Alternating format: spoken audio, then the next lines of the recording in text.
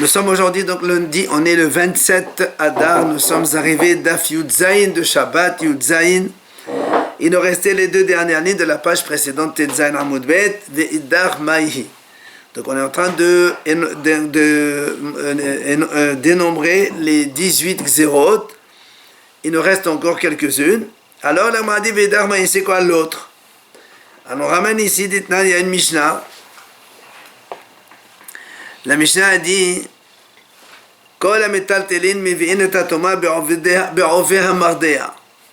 alors on parle ici d'impureté de mort. Nous savons que les morts ils transmettent l'impureté par la tente, c'est-à-dire que si il y a un mort en bas et qu'on met une poutre au-dessus ou n'importe quel kélé au-dessus, il prend l'impureté, ça s'appelle une tente. Seulement, nous on sait aussi que il y a ce qu'on appelle un kélé, il peut transmettre l'impureté à quelqu'un d'autre.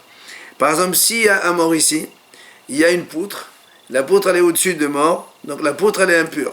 Mais si maintenant, de l'autre extrémité de la poutre, il y a un monsieur ou n'importe quel autre objet, il y a aussi impureté, il y a transmission, mais en général, il faut que la poutre elle fasse donc un tefah de largeur, Seulement, ici la Mishnah, ça c'est une xéra que les haramim ont fait. La Mishnah dit, tous les métatelim, donc les objets mobiles, donc par exemple une poutre, elle transmet l'impureté à quelqu'un d'autre. Donc l'extrémité elle est au-dessus d'un mort, l'autre extrémité elle est au-dessus d'un monsieur ou d'un kilo ou autre. Bé'ové amardéa, dans l'épaisseur d'un aiguillon. Et nous on sait que l'épaisseur d'un aiguillon, elle fait moins qu'un tefa, moins que 8 cm on va dire. Mais le périmètre de l'aiguillon, il fait 8 cm.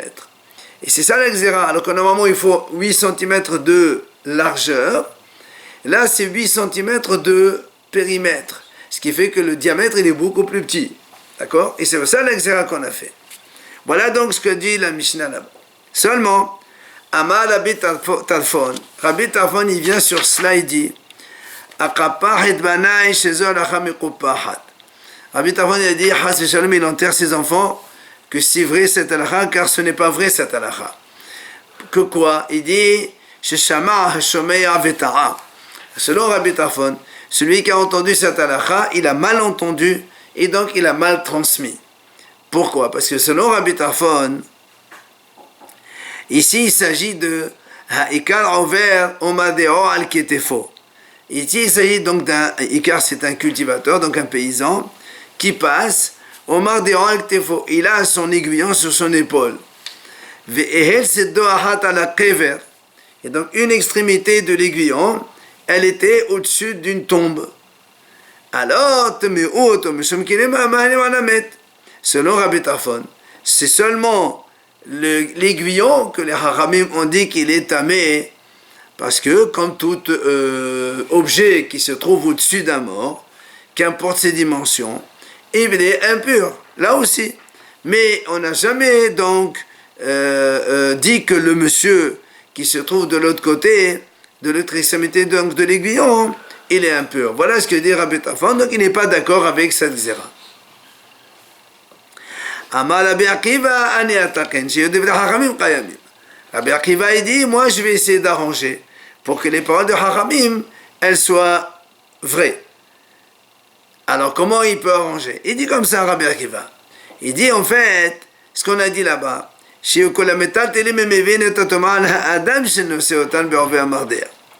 dit, en fait, Rabbi Akiva, il dit, en fait, il y a ici trois situations différentes, on va dire comme ça. Premièrement, le kélé lui-même qui se trouve au-dessus du mort, celui-là, il est tamé, donc ça, c'est pas un problème, il y a qu'importe ses dimensions. Maintenant, il dit Rabbi Akiva comme ça. Le monsieur qui porte l'aiguillon, celui-là, on va dire qu'il est impur par un aiguillon, même si l'aiguillon, il ne fait pas de largeur, tefar 8 cm, mais le périmètre, donc il fait 8 cm, ça, c'est l'exert hachamim. Mais seulement, c'est le monsieur qui porte l'aiguillon. Mais ça veut dire que si il y a un aiguillon, enfin une poutre, elle est au-dessus d'un mort, et de l'autre extrémité, il y a un autre monsieur, mais qui ne la porte pas, il y a un monsieur ou un kili qui est assis, Là, par contre, il faut qu'il y ait un tefar pour qu'il y ait transmission d'impureté. Donc Rabbi Akiva, il a un petit peu arrangé la chose. Et donc, c'est comme ça qu'on trouve, que c'est ce que l'Agma dit ici. Donc celui qui les porte, lui, effectivement, il sera tamé si l'aiguillon il a une épaisseur un périmètre de 1 tefar. Par contre, mais n'importe quel objet, n'importe quelle sa dimension, quand il est au-dessus d'un mort, il est donc tamé comme une tente. Par contre, mais pour que la poutre transmette l'impureté de l'autre extrémité, sur les autres personnes ou sur les kélim, là, il faut qu'il y ait donc un tefar, comme donc on le sait habituellement, que l'impureté de mort se transmet par donc l'épaisseur d'un tefar minimum. Maintenant, il y a Rabbi Yanai. Oui, Amar Rabbi Yanai, on m'a dit à Amro en be'aviot tefar, v'yesh be'kefot tefar. Begaz al ha'kefot m'shem aviot. Maintenant, donc nous, on a dit ça auparavant, mais en fait, c'est Rabbi Yanai qui vient dire maintenant. Il dit l'aiguillon dont on a parlé. C'est sûr que la xéra, c'est quoi? C'est qu'il n'y a pas une épaisseur de 1 tefar. Mais seulement, il ne faut pas non plus qu'il soit tout petit. Il faut qu'il y ait au minimum dans le périmètre 1 tefar. Et c'est là où on a fait dans Xérat Hachamim que même si l'épaisseur de l'aiguillon, elle ne fait pas 1 tefar, ça transmet l'impureté sur l'homme qui la porte. Et c'est ça la xéra. Donc ça fait donc dans le nombre des 18, c'est une xéra. Seulement l'agma a dit, ou la bêta vende amara kaparet banachal chazum ekupahat. Basono. Agma a dit, mais alors, selon Rabbi Tafon qui a dit que lui, il enterre ses enfants, si c'est vrai, puisqu'il a montré que cette halakha, c'est pas une vraie halakha, et donc cette xéra n'existe pas. Alors selon Rabbi Tafon, il n'y a plus 18, il n'y en a que 17, puisqu'il enlève ça là. Parce que dire-moi, Batsrolo, il manque. Amar Rav Nachman ben Israël. Il vient Rav Nachman ben Israël, il répond. Il dit, non, on rajoute, Av, Benot Kotim, Nedot Meran Satan, Bobayom Gazo. Il dit, en fait, on va rajouter pour Rabbi Tafon ce qu'on a rajouté hier pour Rabbi Yossé, quand on a dit que lui, il n'était pas d'accord. Alors on a dit, on rajoute Benot Kotim, les filles des Goyim, qui sont Nida depuis le berceau. Ça, c'est Xerat Hachamim. C'est ça qu'on rajoute. Maintenant, Ouv Edar, et dans le cas, rappelez-vous qu'on a vu hier, l'eau qui goûtait d'un tuyau avec la pluie, et qu'on a vu Mahloket là-bas hier entre Beth Shammai et Beth Hillel. Et là-bas, Rabbi Meir, il a dit effectivement, Beth Shammai, ils ont été plus nombreux, et on a décrété comme ça, alors que le Beth Hillel, il dit non, Rabbi Sharshia, Rabbi aussi, il a dit c'est une Mahloket. Il te dit non, pour lui, c'est pas Mahloket, tout le Ouv Edar, dans ce cas-là, Svir Ali Rabbi Meir, il pense comme Rabbi Meir, comme quoi c'est aussi une xéra, ce qui fait qu'au total, on arrive à 18. Vedar, encore une autre xéra que la Gemara nous ramène ici. Donc c'est la xéra qu'on a décrété ce jour-là. C'est quoi? La Gemara dit, Habotzer Lagat. Ça aussi, on a vu cela. Habotzer Lagat, si quelqu'un il est en train de vendanger, donc il cueille les raisins pour les amener au pressoir et pour faire du vin. Et on a déjà dit que les fruits, les aliments chez nous, pour qu'ils soient aptes à prendre l'impureté, il faut qu'ils soient imprégnés par un des 7 liquides, dont l'eau, le lait, et aussi le vin ou le jus de raisin. Shammai Omer Hurcha. Shammai dit, quand on vendange, et par l'écrasement des raisins les uns sur l'autre, il y a un peu de jus qui sort, ça fait que c'est un liquide qui imprègne les raisins, et donc on doit faire attention, parce que si quelqu'un de tamé, il va toucher cela, ben le vin, il va être tamé aussi. Shammai Omer Hurcha. Donc, le liquide qui est sorti de ces raisins, il donne l'aptitude, Hurcha, ça veut dire qu'Acher, il est apte à devenir impur. Hillel Omer le Hurcha. Hillel, il dit non, ça c'est pas quelque chose de voulu par le propriétaire, même s'il y a du liquide qui sort un peu des raisins quand on les met dans les caisses, pendant la vendange, ça ne s'appelle pas un liquide, et les raisins ne sont pas aptes à prendre l'impureté, donc on peut les faire n'importe comment. Amal et Hillel et Shammai. Il vient alors, Hillel, il dit à Shammai, d'après toi, qui dit que dans les raisins, on doit faire attention ici à le liquide qui sort. Et donc, ça lui donne l'aptitude de prendre impureté. Et donc, quand on vendange, on doit faire attention de vendanger avec pureté. Alors, Hillel, il lui dit à Shammai, mais Penema bosem et Tahora, ve'el mosrem et Tahora. Alors, pourquoi dans les raisins, tu dis comme ça? Et dans les olives, tu dis pas la même chose, puisque dans les olives aussi, quand tu s'écrases l'une sur l'autre, ça va sortir un peu de jus. Et ça, c'est l'huile d'olive. Et l'huile d'olive, ça fait un des 7 liquides. Et ça transmet l'impureté. Amalo, alors Shammai lui dit, si tu m'énerves avec des questions pareilles, alors Gozan et Thomas avant la Messera. Eh bien moi je vais décréter qu'effectivement, même pour les olives c'est la même chose. Et il dit donc, qu'est-ce qu'on a fait ce jour-là? Comme il y avait cette discussion entre Shammai et Hillel, on a mis une épée dans le Beth Midrash. Amrou Chachamim ont dit, celui qui veut entrer, il rentre.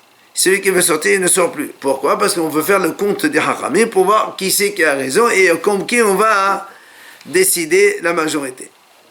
Et la Gemara a dit, ce jour-là, il était donc, on va dire comme ça, plié, on va dire soumis, donc devant Shammai, comme un des élèves, parce que la majorité c'était des Shammai. Et la Gemara dit, et ce jour-là, il était difficile pour le Bnei Israël, comme si que le jour où ils ont fait le veau d'or. Parce qu'il était tellement modeste et anav, et il se laissait donc faire. Seulement, Hachamim disent, effectivement, Shammai et Hillel, ils ont fait cette xéra justement, que quand on va vendanger les raisins pour faire les amener au pressoir, et bien le liquide qui sort des raisins, ça leur donne l'aptitude de devenir impur. Mais les Bnei Israël n'ont pas accepté cette xéra. Mais après les élèves de Beth Shammai et Beth Hillel, ils sont venus et ils ont décrété cela, effectivement. Après, ça a été accepté par les Bnei Israël. Bien, maintenant, la Gemara dit, mais pourquoi?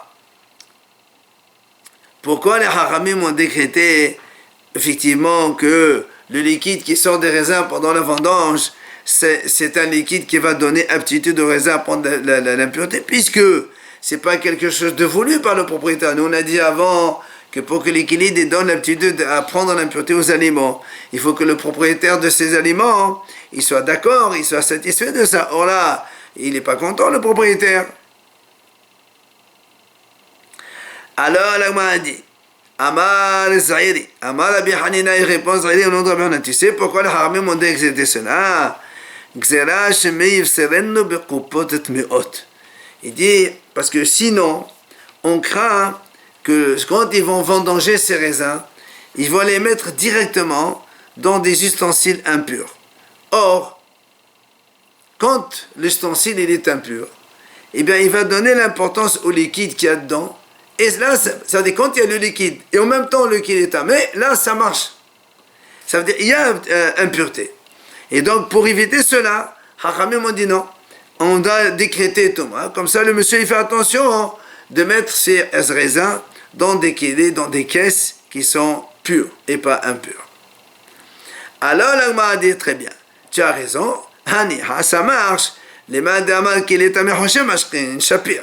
Il dit, ça marche ta réponse. Selon le Hacham qui a dit effectivement que quand on a un ustensile, un récipient qui est tamé, il va donner l'importance au liquide pour que les liquides, justement, même s'il n'est pas voulu, il lui donne cette importance qui va donner l'aptitude aux aliments de devenir impurs.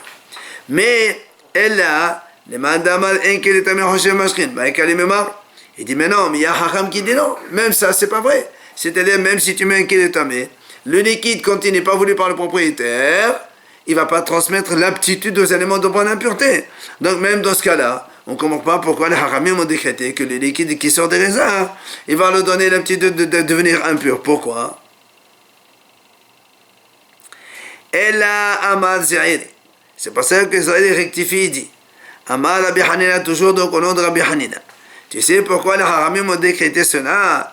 Xéra Il dit, on craint que le monsieur, quand il va vendanger, avant, quand il vendangeait, il mettait ça dans des sacs en osier, en roseau. Donc il y a des trous là où ça coule. Mais si quelqu'un il prend des paniers en plastique, par exemple, tout le liquide qui va sortir des raisins, il sera content. Ça fait partie du jus de raisin. Alors là, dans ces cas-là, ça fait qu'il est content du jus qui coule des raisins. Et là, dans ces cas-là, s'il est content, donc ça va transmettre l'impureté, l'aptitude à l'impureté. C'est pour ça qu'on a décrété de faire attention. Pour les olives, hein. Ça ne sort pas la même chose. Rava il a donné une autre raison pourquoi les Haramim ont décrété que le liquide il va transmettre l'aptitude à prendre l'impureté aux raisins à cause des noshrot.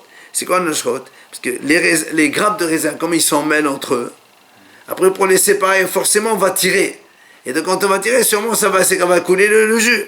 Alors, comme c'est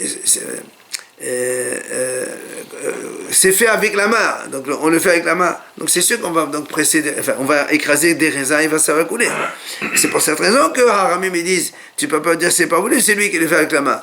Donc comme il y a ce risque-là, alors on décrète que tous les jus qui sortent des raisins pendant la vendange, ils donnent aux raisins l'aptitude à devenir impur. C'est pour ça qu'on exige qu'il soit fait avec tahora.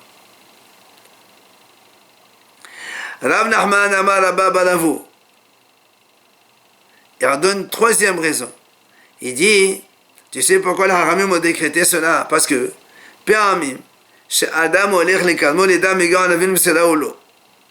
des fois un homme, il va dans son vignoble, pardon. Il veut savoir, est-ce que les raisins, ils sont mûrs? Est-ce qu'on peut les prendre maintenant pour aller les mettre Alors qu'est-ce qu'il fait?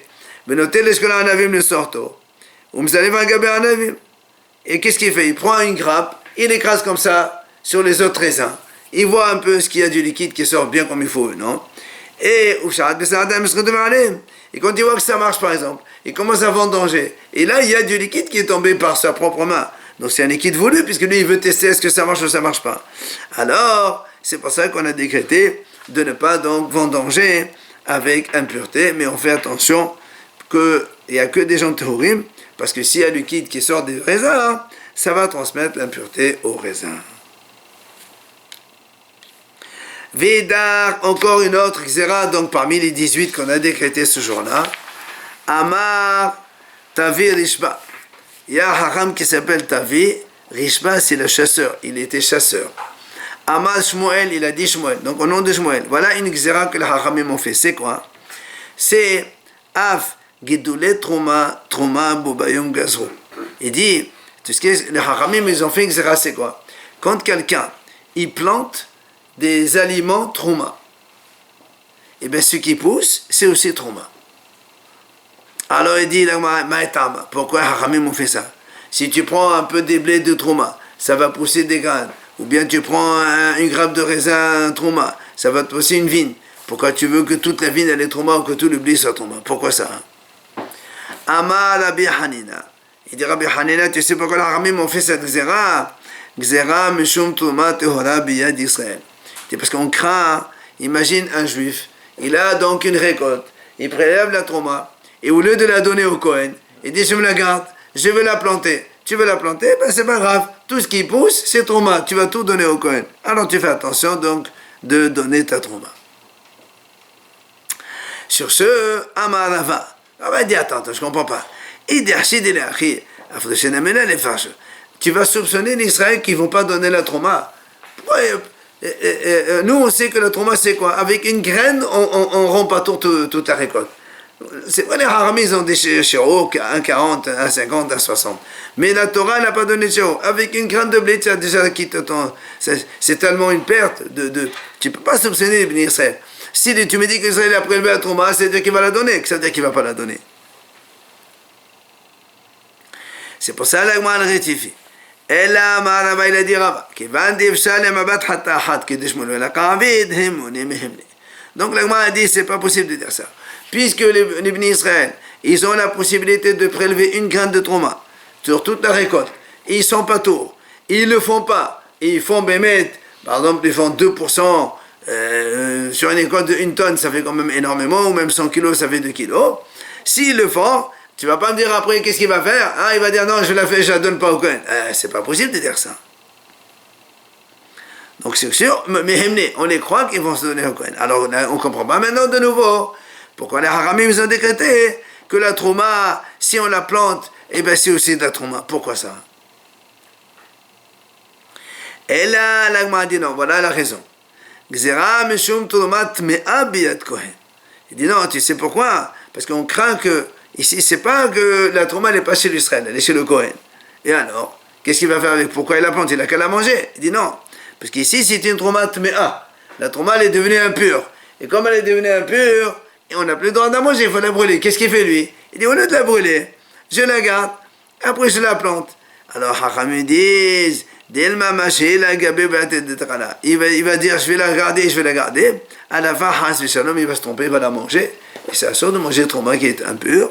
C'est pour ça que les Hachamim ont décrété que celui qui fait ça, ça devient de la Trouma. Et donc, si tu plantes de Trouma Tme'a, eh bien, ce sera Trouma Tme'a aussi.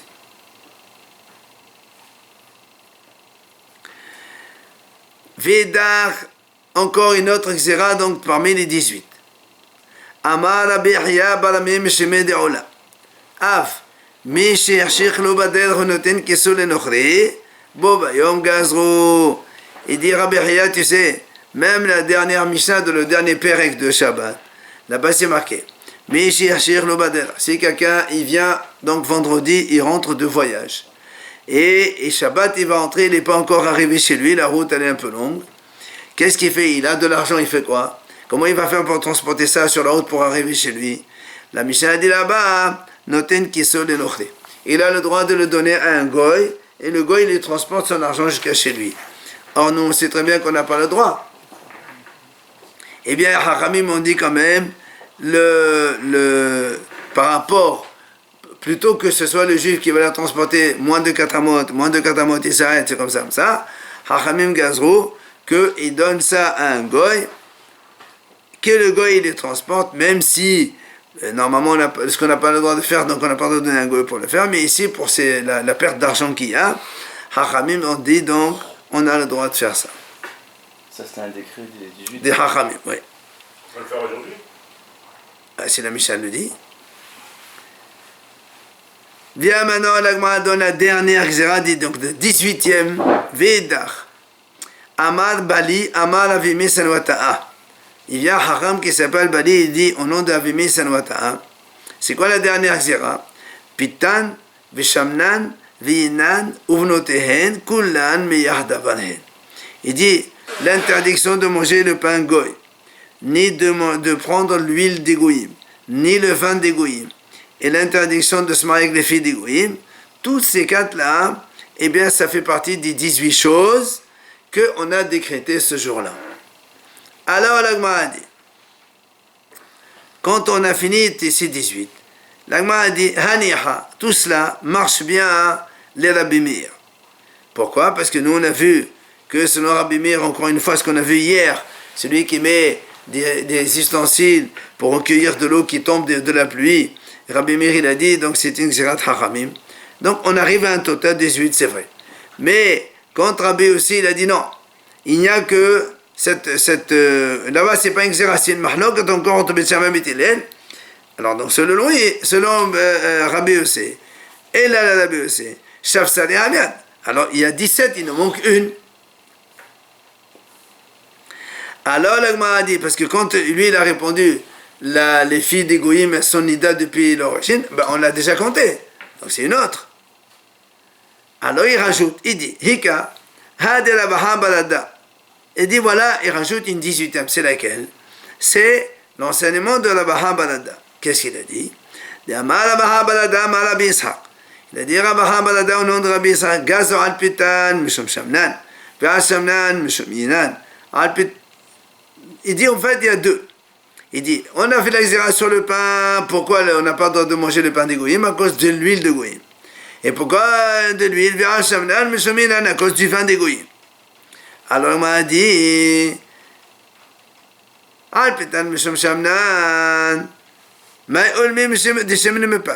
Moi, dit, je comprends pas. Tu dis, on a décrété d'interdiction de manger le pain des goyim à cause de l'huile. Mais c'est quoi la différence? Si tu manges pas d'huile, j'ai dit, tu manges pas du pain à cause de l'huile. Mais c'est la même chose. C'est pour ça qu'il dit non, pas comme ça. Et de la graisse, il dit non. Le pain et l'huile, tous les deux, on les a interdits ensemble. Pourquoi? À cause du vin. Parce que si aujourd'hui tu vas manger du pain ou de l'huile, demain tu vas aller boire du vin. Alors ça c'est une lettre, c'est assourd. Et sur le vin, à cause de leur fille. Pourquoi on n'a pas le droit de boire le vin goy? Parce qu'après, on risque de aller avec eux boire et aller donc se marier avec eux. Et alors s'ils se marient avec leur fille, Mishum Dabalacher, des accords, si on se marie avec leur fille, après on va les faire la Avodah Zarah.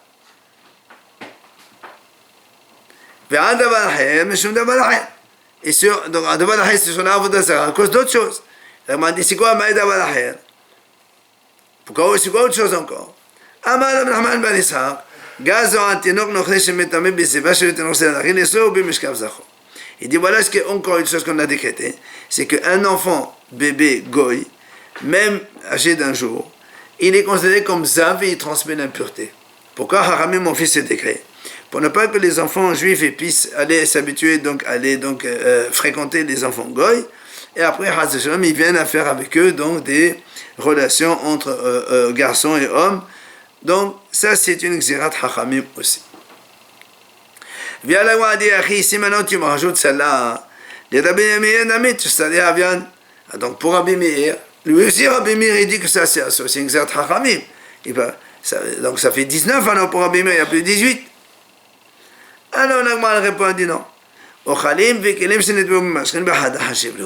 Rappelez-vous au début, quand on a parlé des 10 choses, en parlant de Thomas, on a dit un aliment solide qui est transmis, qui est donc impur, à cause d'un liquide, ou bien des ustensiles qui sont donc impurs à cause d'un liquide, on les a comptés en 2 fois. Rabbi Meir dit, puisque tous les deux ça vient d'un liquide, un liquide qui transmet l'impureté, alors on les associe en un, ça fait qu'avant il y avait 17 et maintenant ça fait 18e.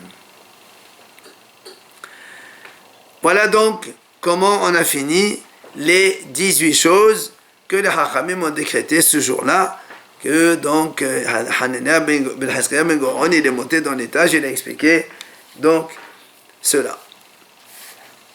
Matitin, on va voir maintenant une nouvelle Mishnah. Beit Shammai omrin en shorin diyo vesamani vechashinin ela kedish yeshodu mebe'od yom uvetilil materin. Beit Shammai disent comme ça. Vendredi après-midi, on n'a pas le droit de préparer de l'encre, c'est-à-dire tu mets de la poudre et tu mets de l'eau et tu laisses pendant Shabbat, l'encre se forme pendant Shabbat. Mais Shammai dit c'est assourd. Ou encore Samanim, des encens. Tu prépares des encens donc vendredi après-midi et tu les laisses tout le Shabbat et ça travaille pendant le Shabbat, tout seul. Puis Karshinin, c'est aussi la même chose. C'est des sortes d'écressons qu'on met dans l'eau et on laisse tout le Shabbat, comme ça ramollit les graines. Tout ça, Beit Shammai dit c'est assourd, seulement chez Sholom Mevodom. Si on arrive à les laisser un temps suffisant avant l'entrée du Shabbat pour qu'il soit terminé. Ça décide donc pour l'encre, il faut 4 heures et tu les mets à 8 heures du matin, c'est bon. Ou bien si les autres choses, c'est pareil. Mais tu ne peux pas les mettre 1 heure avant Shabbat et pendant tout le Shabbat, ça va travailler tout seul. C'est assourd selon Beit Shammai. Au Beit Hillel, Matirin. Beit Hillel, ils disent non, il n'y a aucun problème. Ça se fait tout seul. Tu peux les mettre 5 minutes avant Shabbat et tu les laisses, ça va travailler tout seul, c'est pas un problème. Ça, c'est un. Deuxième enseignement, Mahlok Beit Shammai Beit Hillel. Beit Shammai omrim, en notnin onin shel pishtan לתוך התנור, אלא כדי שיהבילו מבעוד יום, ולא תעשם על היורה, אלא כדי שיאכלו את העין, ובית הלל מתירין. Beit Shammai disent comme ça, on n'a pas le droit de mettre des fils de lin, on les met dans un four pour les blanchir. Il dit, là aussi, tu les mets vendredi après-midi et tu les laisses Shabbat. Il dit non, c'est assourd sur le Beit Shammai. Il faut yahavinu mebe'odim, ça veut dire il faut qu'ils soient blanchis déjà dans la journée du vendredi. Ni tsemalayora, il faisait une grosse casserole avec de la teinture et plongeait de la laine dedans pour que la laine elle soit teinte. Là aussi Beit Shammai dit tu n'as pas le droit de mettre ça 5 minutes avant Shabbat et tu les laisses faire pendant tout le Shabbat. C'est assourd. Mais, au Vétilel, Matirin. Vétilel dit non, c'est motard, il n'y a pas de problème. Tu les mets, eux ils se font tout seuls, il n'y a aucun souci. Troisième mahloket. Bet Shammai אומרים, אין פורסין מסודות חיה ועופות ודרים אלא כדי שיסודו מבעודיו. ובית הלל מתירים. Bet Shammai disent, on n'a pas le droit de tendre des pièges ou pour chasser des animaux, des volailles ou même pêcher des poissons. Tu mets des filets dans l'eau avant Shabbat, donc tu n'as pas le droit sur le Bet Shammai. Il faut que tu le mettes assez de temps bien avant vendredi pour que ils aient le temps qu'ils s'attrapent avant Shabbat. Mais au Beit Hillel Materim, Beit Hillel disent non, il n'y a aucun problème. Tu les mets, tu peux tendre les filets 10 minutes, un quart d'heure avant Shabbat, et après pendant Shabbat, il se fait tout seul, c'est pas un souci. Bon, c'est sûr qu'on ne va pas les manger Shabbat, mais après Shabbat, on peut les manger sans aucun problème. Encore une autre mahloket. Bet Shammai omrim, Bet Shammai disent comme ça. En mochrin la nochri, ve'en to'anin imo, ve'en marbihin alav, ella kede sheyagia lemakom karov, Bet Hillel matirin.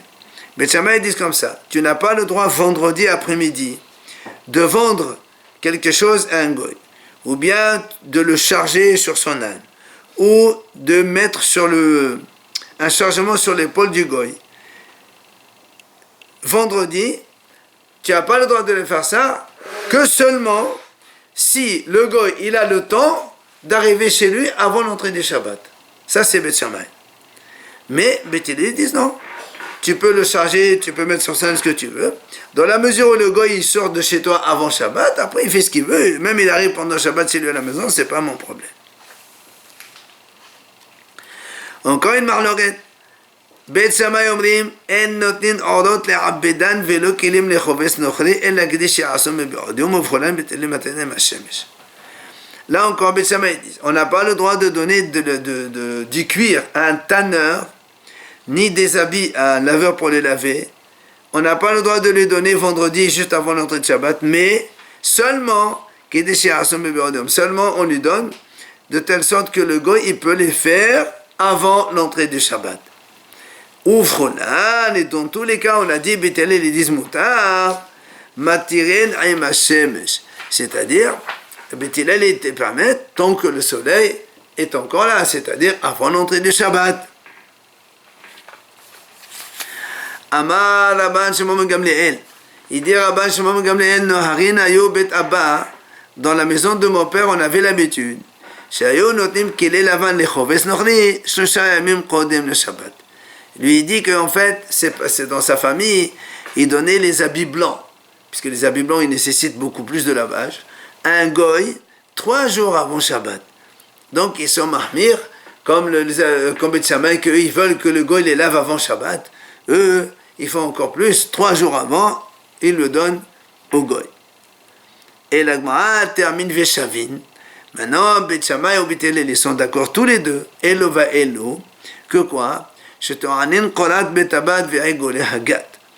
dit que tous les deux, ils sont d'accord qu'on a le droit de mettre To'anin, quand il faisait la pression des olives ou la pression des raisins. Et d'abord, donc, ils pressaient. Mais comme ils n'arrivent pas à tout enlever, qu'est-ce qu'ils font? Ils mettent une grosse poutre sur les raisins pour que pendant Shabbat, ça continue avec le poids de la poutre. Ça continue un peu à écraser les choses et ça coule. Alors là, ici, ils sont d'accord tous les deux, Bet Shammai et Beit Hillel, qu'on a le droit à To'anin, on peut charger donc Cholat Betabad, aussi bien dans le pressoir des olives. On met une grosse poutre sur les olives pour que ça continue à enlever ce qui leur reste. Et Aïgolé Agat aussi dans le pressoir des vins, on a le droit aussi de faire ça. De mettre donc une grosse poutre pour que ça continue à couler le jus donc des olives ou le jus des raisins. Bet Shammai et Beit Hillel, ils sont d'accord qu'on a le droit de faire ça. On verra Be'ezrat Hashem dans la Gemara toute la discussion sur ça.